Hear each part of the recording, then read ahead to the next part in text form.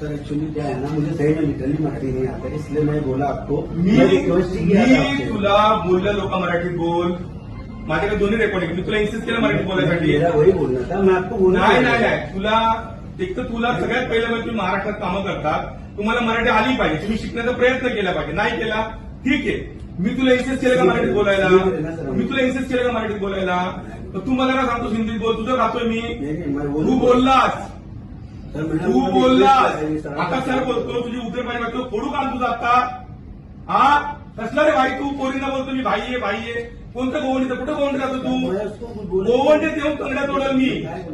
मला सोबत बोलले की कम्प्लीट बॉक्स आहे, तर पोरी बोलतो की घाबरतो आम्ही याला. असे माणसं तुम्ही कामाला ठेवले तर आमच्या मुली आया बहिणी सुरक्षित आहेत का? शफीक, रफिक का शफीक, मला जातीवर जायचं नाही, मला भाषेवर जायचं. सगळे कामं करतात, सगळे पोट भरतात.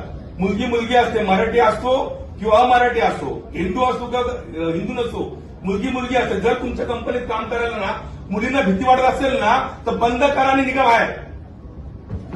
आणि मुलींना कसली बाईगिरी? मी थांबू इथं, खाली भेटू, मला दाखवा बाईगिरी.